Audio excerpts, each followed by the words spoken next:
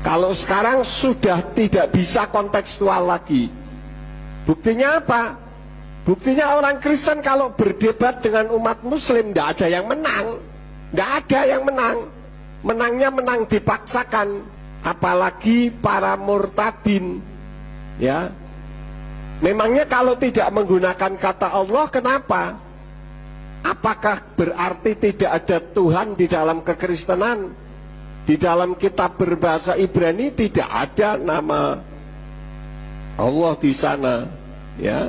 Jadi kontekstual saya setuju, tapi 20 tahun ke belakang sono. Sekarang orang sudah pinter. Makanya banyak pertanyaan-pertanyaan yang ditujukan kepada umat Kristen, dan umat Kristennya tidak mau belajar. Pendeta itu dari bahasa Sanskerta, yang artinya orang yang pandai, tetapi realitasnya menjadi orang yang paling bodoh, diajari tidak mau. Kenapa? Karena merasa pinter. Ya, saat ini saya akan membawakan firman yang saya beri judul Yesus Bukan Allah. Ketika saya pertama kali membuat buku yang berjudul Yesus Bukan Allah, banyak pendeta-pendeta yang ngamuk, ngawur saja katanya. Tentu saja saya tidak ngawur, saya menyampaikan berdasarkan data. Dan pada saat ini ketika saya menyampaikan firman, saya bertumpu kepada satu video. Kita akan dengar ada seorang ustadz, namanya Ustadz Zuma dari Makassar kalau saya tidak salah. Beliau menyampaikan video. Silahkan saudara nanti dengar videonya dan dengarkan juga suara background di belakangnya ya. Silakan. Layaknya orang Islam tidak pernah berdebat dengan Hindu Buddha. Tidak pernah. Kenapa? Karena mereka tidak menyentuh apa yang menjadi esensi di dalam Al-Quranul Karim. Berbeda dengan Kristen. Prinsip-prinsip akidah, tauhid yang menjadi landasan Islam, itu semuanya diambil dan didudukkan pada perkara yang tidak seharusnya. Nah, inilah yang menyebabkan dialog itu terjadi. Andai saja lembaga lai Indonesia percaya diri kemudian mendudukkan apa yang ada di dalam kitabnya berdasarkan asal usulnya, maka tidak ada debat. Tidak ada debat. Kenapa ada debat? Yesus dikatakan anak Allah. Pada mulanya adalah firman. Firman itu bersama-sama dengan Allah. Firman itu adalah Allah. Firman itu adalah Allah. Allah itu telah menjadi manusia. Itu bajingan, bang. Bajingan. Tetapi saudara Kristen tidak pernah sadar itu, betapa mereka menghinakan saudaranya sendiri.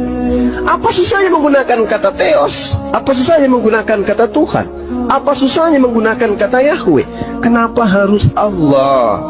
Ngomong apa Nah, coba Anda lihat bagaimana kitab saudara. Kesana kemari tanpa arah, kelimpungan mencari jati diri yang sebenarnya. Ini wujud tidak ada kecintaan terhadap kita itu. Al-Quran mau dibawa kemanapun, mau sampai ke negara yang paling benci terhadap Islam sekalipun, Al-Quran tetap menggunakan bahasa aslinya. Kenapa?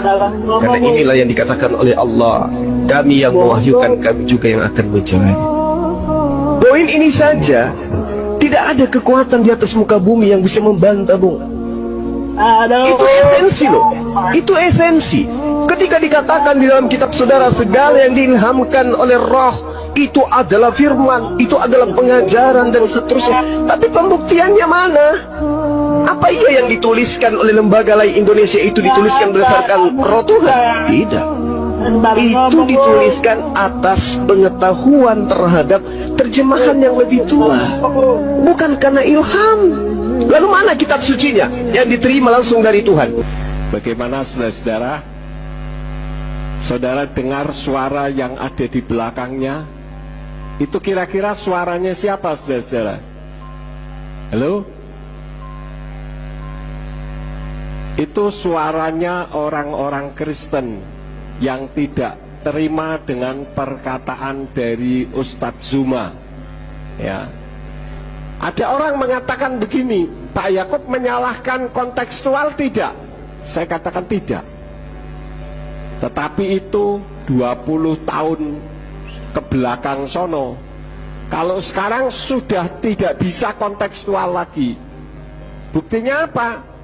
Buktinya orang Kristen kalau berdebat dengan umat Muslim tidak ada yang menang. Tidak ada yang menang. Menangnya menang dipaksakan. Apalagi para murtadin. Ya. Memangnya kalau tidak menggunakan kata Allah, kenapa? Apakah berarti tidak ada Tuhan di dalam kekristenan? Di dalam kitab berbahasa Ibrani tidak ada nama Allah di sana.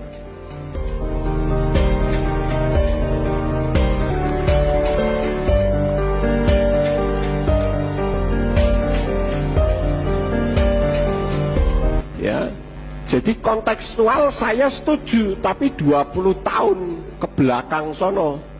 Sekarang orang sudah pinter. Makanya banyak pertanyaan-pertanyaan yang ditujukan kepada umat Kristen, dan umat Kristennya tidak mau belajar. Pendeta itu dari bahasa Sanskerta, yang artinya orang yang pandai, tetapi realitasnya menjadi orang yang paling bodoh, diajari tidak mau. Kenapa? Karena merasa pinter. Mengatakan bahwa kitab suci terjemahannya Yayasan Lembaga Alkitab Indonesia itu sudah paling benar. Bahkan ada pendeta di Semarang yang mengatakan bahwa saya pedomannya cukup dengan LAI, tapi ajarannya ngawur bondrol tidak karuan, saudara-saudara. Ya, tidak bisa berteologia dengan baik. Kalau menurut saya ini memalukan sekali.